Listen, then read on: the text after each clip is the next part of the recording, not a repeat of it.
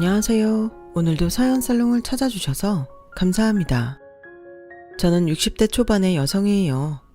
저는 어릴 적에 아버지가 돌아가시고 엄마와 함께 어렵게 살았어요. 원래도 집안 형편이 넉넉하지 않았는데 아빠가 돌아가시고 더 많이 힘들어졌어요. 엄마는 전부터 재래시장 작은 식당에서 일을 하셨는데 아빠가 돌아가시고 난 다음에는 생활비를 위해서 공사 현장 밥집에서 일하시면서 새벽에는 우유 배달까지 하셨어요. 그래도 생활은 늘 쪼들렸고 저와 동생 학비를 내기도 빠듯했어요. 저는 학교가 끝나면 아이들과 어울리는 대신에 집에 돌아와서 라면을 끓여 동생과 먹고 동네 작은 슈퍼에 가서 잔심부름을 하고 용돈을 벌었어요. 초등학생 때부터 일을 시작했던 거죠. 엄마는 너무 바쁘시고 집에 오면 피곤해서 자기 바빠서 그런 걸 모르셨어요. 친구들과 놀 시간이 없다 보니 학교에서는 자연스럽게 혼자 있을 때가 많아졌어요. 특별히 저를 따돌리거나 싫어하는 애들은 없었지만 절친이 있거나 같이 노는 그룹이 없었거든요. 저는 눈에 띄지 않으려고 조용히 지냈어요. 가끔 점심 도시락을 못 사가는 날이 있었는데 그걸 알고 짓궂은 애들이 여기저기 소문내고 놀릴까봐 티를 안 내려고 노력했거든요. 그래서 저는 도시락을 싸간 날도 아예 밖에 나가서 운동장의 한 구석에 앉아서 혼자 먹곤 했어요. 그래야 도시락 못 싸간 날 밖에 나와도 의심하지 않으니까요. 또 다른 애들의 푸짐한 도시락 반찬들을 보면 어린 마음에 주눅이 들기도 해서 혼자 먹는 걸 더 좋아한 것 같아요. 원래 내성적이고 조용한 성격이어서 그런지 집안 형편이 많이 기울어지면서 소심하게 변해갔어요. 그러다 초등학교 6학년 때 학교에서 수련회를 갔어요.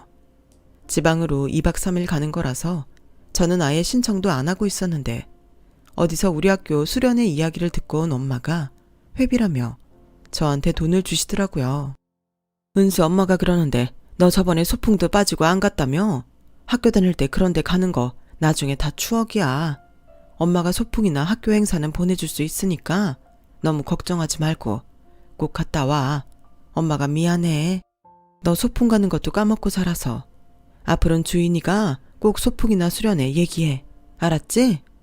라며 저를 안아주셨고 저는 좋아도 말은 못하고 고개만 끄덕였어요. 이제 7살이라 유치원도 못 가고 집에서 저만 기다리는 동생이 부러운 눈으로 보는 게 마음에 걸렸거든요. 수련회에 가서 식사 시간에도 그랬어요. 자꾸 동생 얼굴이 떠올라서 밥이 잘 안 넘어갔어요. 저는 식사와 함께 나오는 간식을 먹지 않고 챙겼어요. 그 지역 특산 과일로 만든 빵이었어요. 안 그래도 다른 애들 먹는 간식도 거의 못 먹는데 동생한테 꼭 먹여보고 싶었어요. 제가 가방 안에 빵을 주섬주섬 넣는데 담임선생님이 저를 부르셨어요. 주희는 빵 안 좋아하니? 간식 나올 때마다 안 먹고 다 가방에 넣길래 물어보는 거야. 주희가 좋아하는 건 뭐야? 저는 우물쭈물하다가 동생에게 주고 싶었다고 얘기했어요. 가만히 저를 보던 선생님은 알았다며 자리로 돌아가라고 하셨어요. 수련회 후에 학교로 돌아와서 종례가 끝난 다음 선생님은 저를 따로 불렀어요. 상담실에서 잠깐만 기다릴래? 애들 다 돌아가고 나면 갈게. 선생님은 30분쯤 있다가 커다란 쇼핑백 하나를 들고 오셨어요. 이거 가져가서 동생 줘. 동생이 빵이랑 과자를 좋아하는 것 같아서 선생님이 조금 샀어. 선생님도 동생이 있거든. 그래서 주희 마음 알 것 같아. 선생님은 아이들이 볼까봐 일부러 애들이 다 가고 난 다음에 저한테 과자와 빵을 잔뜩 담은 봉투를 주신 거였어요. 제 자존심이 상하지 않게 동생 주라고 하신 거지만 수련회 내내 간식을 안 먹고 밥도 잘 못 먹던 저를 계속 지켜보고 실컷 먹으라고 사주셨던 거죠. 그때는 이런 것까지는 잘 몰랐지만 선생님의 따뜻한 마음은 알 수 있어서 감사하다고 고개를 숙였어요. 동생은 빵과 과자를 잔뜩 가지고 온 저를 보더니 너무 좋아서 팔짝팔짝 제 주위를 뛰어다녔어요. 엄마는 선생님이 너무 고마우시다며 혼자 눈물을 흘리시더라고요. 엄마가 해주지 못하는 걸 선생님이 챙겨주시니 여러 가지 감정이 올라오셨던 것 같아요. 선생님은 그 후에도 저를 계속 신경 써주셨어요. 수업 시간에 잘 못 푸는 문제가 있으면 쉬는 시간에 따로 가르쳐 주기도 하셨고, 제가 도시락을 못 가져간 날은 운동장에 와서 빵과 우유를 슬쩍 주고 가기도 하셨어요. 저는 선생님께 감사해서 공부라도 더 열심히 해야겠다 생각했고, 그때부터 마음을 잡고 공부를 했어요. 동생과 노는 시간도 줄이고 슈퍼 심부름 시간도 줄였어요. 그렇게 하다 보니 성적도 올랐고 2학기 기말고사에서는 반에서 5등까지 하게 됐어요. 졸업식 날 저는 카드를 직접 만들어서 선생님께 감사하다는 마음을 전했어요.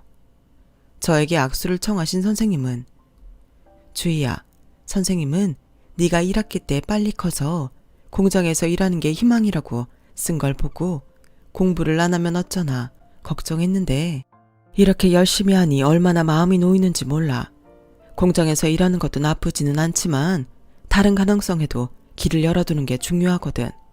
선생님이 다른 선생님들하고 조금씩 모아서 장학금을 주는 학생들이 있는데 주희도 중학교 1학년 첫 시험 보고 선생님한테 보내주면 성적대로 장학금 줄 수 있어. 그러니까 꼭 나한테 성적 보내야 돼. 알았지?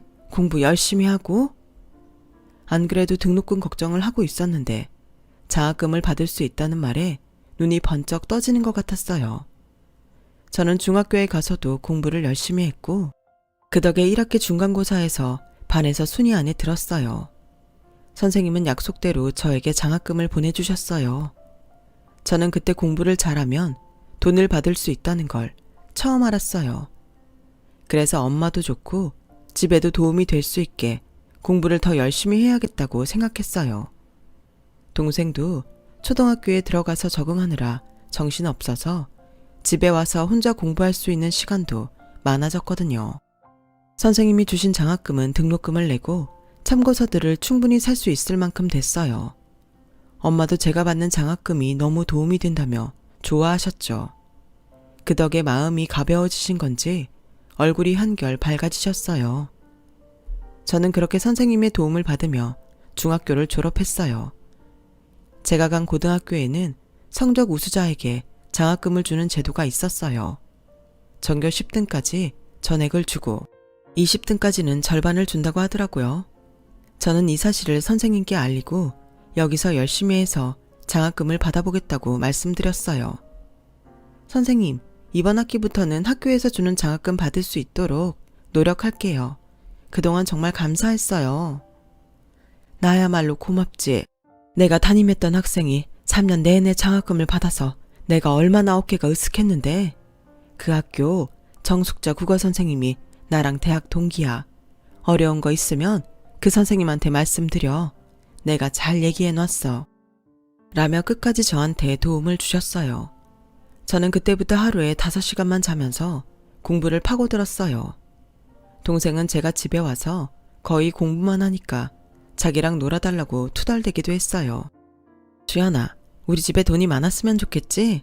그래서 주연이 먹고 싶고 사고 싶은 거 원 없이 사는 거 소원이랬지. 그거 네가 공부 잘하면 이루어질 수 있어. 언니도 그래서 공부 열심히 하는 거야. 너도 지금부터 열심히 공부하면 네 소원 다 이룰 수 있어.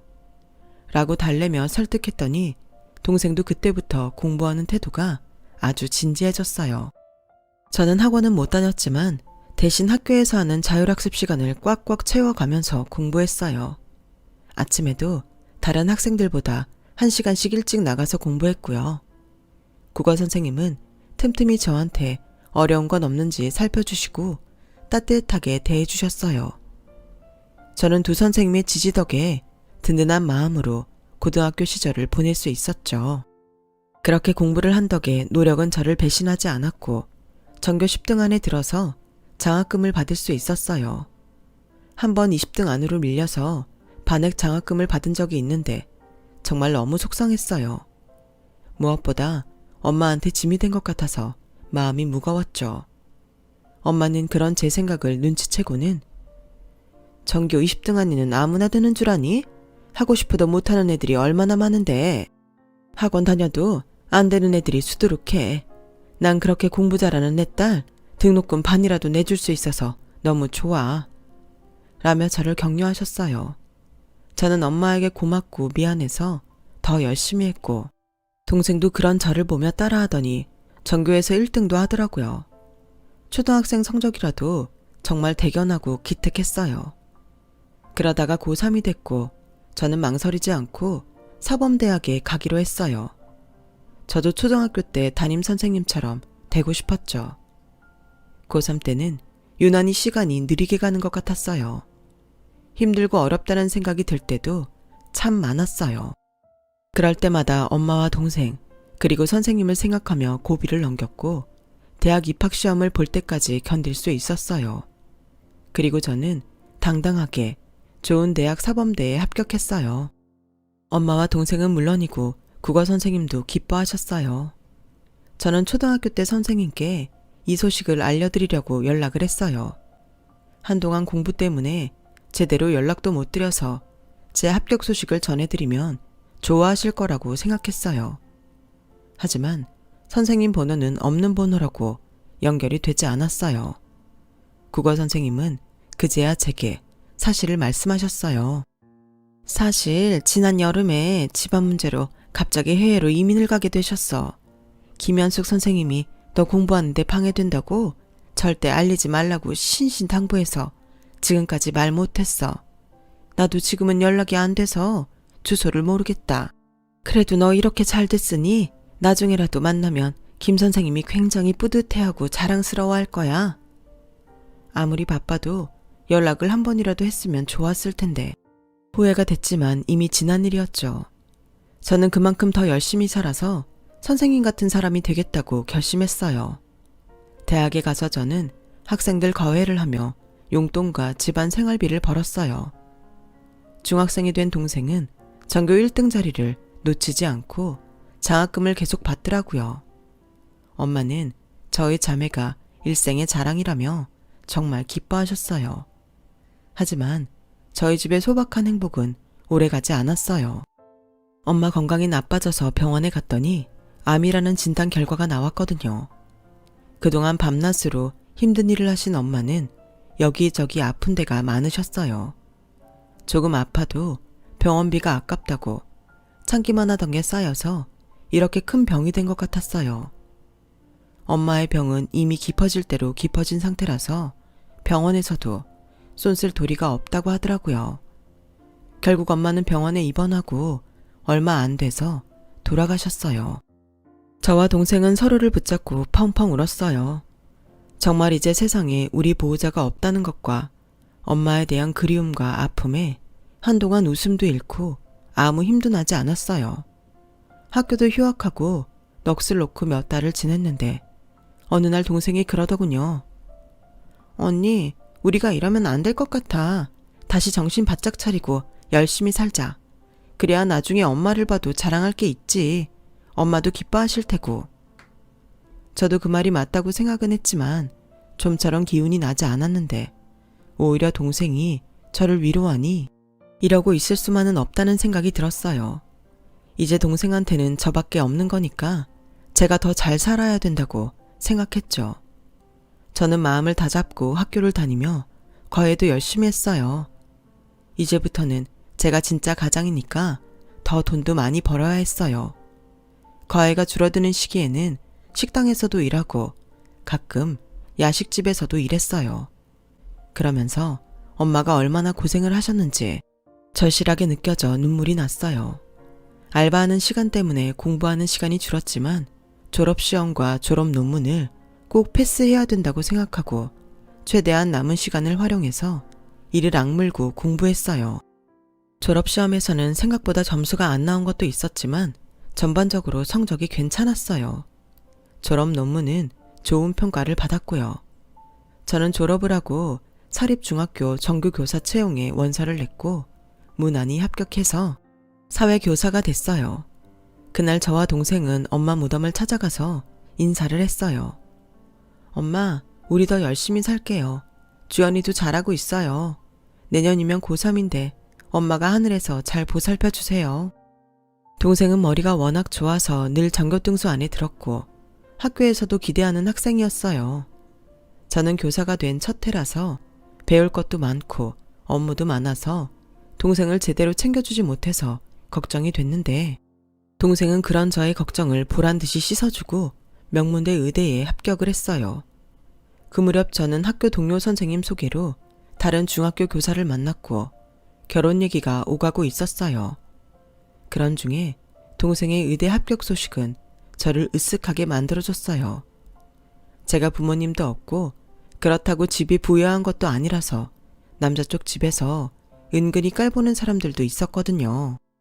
시부모님은 엄한 데가 있어도 반듯한 분들이어서 저를 집안 환경으로 차별하지 않았어요.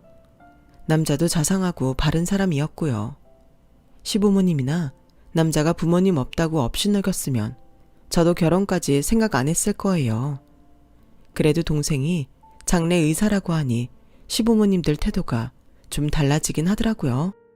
동생이 2학년이 되기 전에 저는 결혼을 했고 몇 달 뒤 임신을 했지만 시고모님들 극성에 한 달에 몇 번씩 시댁에서 잔치나 제사 음식을 했더니 몸에 무리가 와서 유산을 하고 말았어요.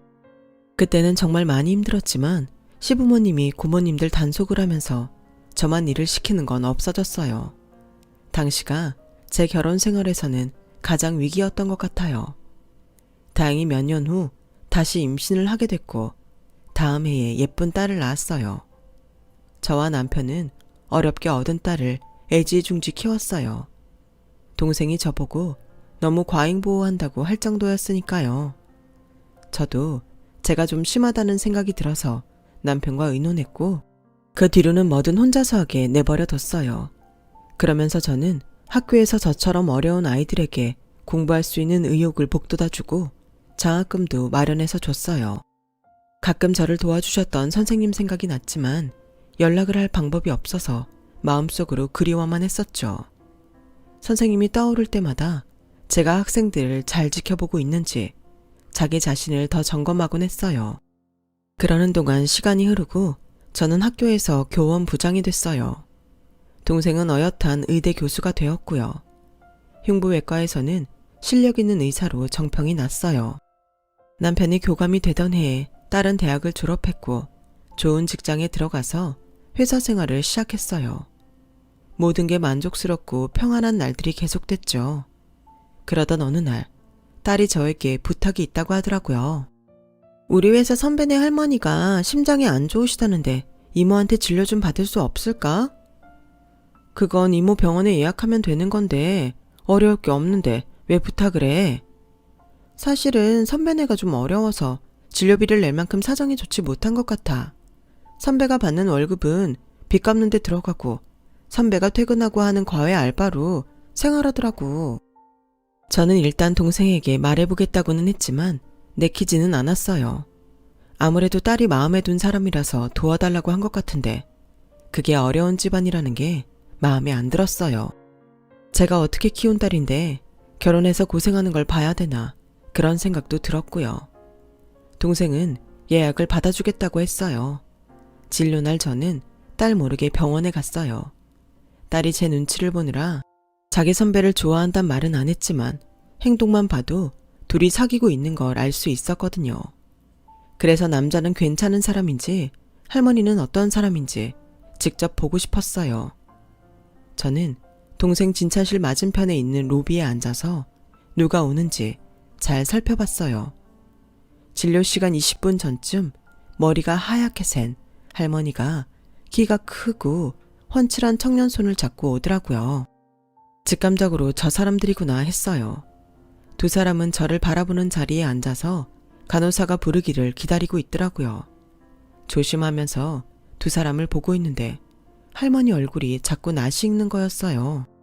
그리고 어느 순간 저는 바로 그분이 제 초등학교 6학년 담임선생님이라는 걸 깨달았어요.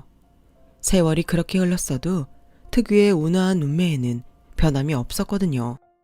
저는 그 자리에서 바로 앞으로가 쪼그리고 앉았어요. 저 땡땡초등학교 김현숙 선생님 맞으시죠? 그렇죠? 네, 맞아요. 예전에 내가 거기에서 교편 생활했는데 근데 그걸 어떻게... 혹시 주인이? 심주희? 네, 저 주희예요, 선생님. 제가 주희예요. 어떻게 이렇게 만나네요? 선생님, 저도 선생님 됐어요. 저는 선생님 앞에 무릎을 꿇었어요. 눈에서는 눈물이 줄줄 흘러나왔어요. 주희, 정말 잘 살았구나. 이렇게 멋있게 나이도 들고. 잘했다. 정말 잘했어. 선생님은 딸이 말했던 그 할머니가 맞았어요. 옆에 청년이 딸과 사귀는 선배였고요. 저는 선생님의 손을 잡고 동생 진료실로 들어갔어요. 동생은 어릴 적 빵과 과자를 사주셨던 선생님이라고 하자 90도로 머리를 숙여서 공손하게 인사했어요. 선생님 덕분에 언니도 공부를 열심히 해서 선생님이 됐고 그걸 보고 저도 공부하고 이렇게 의사가 됐어요. 정말 감사했습니다. 선생님. 아니에요. 다 스스로 열심히 살았으니까 이렇게 훌륭하게 됐죠. 라는 선생님의 말에 저는 저희가 선생님한테 정말 큰 은혜를 입었어요. 돈으로도 다 갚을 수 없는 은혜예요. 라며 그 자리에서 큰 절을 올렸어요. 선생님은 그런 저를 끌어안아 주셨고 저희는 엉엉 소리내서 울었어요. 동생도 울고 딸 남자친구도 울고 진료실이 울음바다가 됐죠. 선생님은 남편이 사기를 당하자 큰 형이 있는 해외로 이민을 결정했다고 해요. 하지만 그곳에서 고생만 심하게 했고 남편은 큰 병에 걸려서 세상을 떠났다고 해요. 선생님은 혼자서 아들을 키워서 대학까지 보내고 아들이 한국에서 일을 하게 되면서 돌아왔다고 해요. 연락이 끊어진 사람들도 많아서 연락할 방법도 없었지만 연락이 돼도 그동안 살면서 고생한 게 얼굴에 보여서 그런 모습을 보여주기 싫었다고 하셨어요. 몇 년 전 사업을 하던 아들이 사기를 당해서 부도가 났고 아들은 그 충격에 병이 나서 손자가 빚을 갚고 있다고 했고요. 그러다가 선생님도 몸에 이상을 느끼고 병원에 오게 된 거라고요. 착하고 정 많던 선생님이 그렇게 고생만 하셨다니 너무 안타깝고 속상했어요. 선생님, 병원비는 걱정 마세요. 전부 다 책임질게요. 라는 동생의 말에 딸 남자친구는 몇 번이고 감사하다는 말을 했어요. 우리가 고맙지. 뭐래도 평생 은혜 못 갚을 거야. 라는 제 말에 청년은 다시 눈시울을 붉혔어요. 저는 남편에게 선생님에 대해 전부 얘기했어요. 그리고 그 선생님 손자와 우리 딸이 좋은 사이인 것 같다는 말도요. 남편은 딸에게 남자친구를 보고 싶다고 했고 딸은 의외의 말에 의아해 하더라고요. 딸도 선생님 얘기를 듣고 무척 놀랐고 눈물을 글썽였어요. 그런 훌륭한 할머니 밑에서 큰 사람이면 우리는 두말 않고 찬성이다. 수영이 너 원하는 대로 해. 라는 제 말에 딸은 고맙다며 저를 끌어안았어요. 사실 엄마가 집안이 어렵다고 허락 안 할까 봐 걱정했는데 정말 엄마의 선생님하고 인연이긴 한가 봐. 그 사이 선생님이 진단 결과가 나왔고 바이패스 수술을 하면 괜찮을 거라고 했어요. 선생님이 수술을 받고 회복하는 동안 저희는 딸 남자친구와 정식으로 만났고 둘의 결혼을 허락했어요. 아버지 빚을 갚는 데에 저희도 힘을 보태기로 했고요. 저나 남편 둘 다 교사라서 큰 목돈은 없었지만 그래도 힘 닿는 데까지 함께 해보자고 했죠. 정말 감사합니다. 저도 장인어른과 장모님, 제 친부모님처럼 생각하고 모시겠습니다. 라며 머리 숙여 인사했어요. 선생님은 수술 경과가 좋아서 회복이 잘 되셨고 건강하게 퇴원하셨어요. 동생은 평생 선생님 심장을 책임지겠다고 했고요. 그리고 몇 달 뒤 딸은 선생님 손자와 결혼식을 올렸어요. 정말 감동적인 순간이었어요. 선생님은 돌아가시고 없는 사부인 자리를 채우셨고 선생님 아드님도 그러니까 저희 서둔도 많이 회복되어 혼주 자리를 지켰어요. 저희는 그날 이후 진짜 한 가족이 됐죠. 그리고 시간이 흘렀고 몇 년 전 선생님은 세상을 떠나셨어요. 모두가 지켜보는 가운데 평온한 얼굴로 돌아가셨고 저는 마지막까지 선생님 가시는 길을 지켰어요. 저희는 딸과 사위 그리고 손녀 손자들하고 잘 지내고 있고요. 사돈어른과도 잘 왕래하고 있어요. 모든 게 선생님이 만들어주신 인연이라서 늘 감사하는 마음뿐이네요. 선생님을 다시 생각하니 눈물이 납니다. 선생님께 받은 사랑 늘 베풀고 살겠습니다. 사연 들어주신 분들 모두 감사합니다. 다들 행복하시고 좋은 일만 많으셨으면 좋겠어요. 행복하세요. 여러분, 사연 댓글에 응원과 현명한 조언 부탁드려요. 좋아요와 구독은 저에게 큰 힘이 됩니다. 오늘도 좋은 일 가득하세요.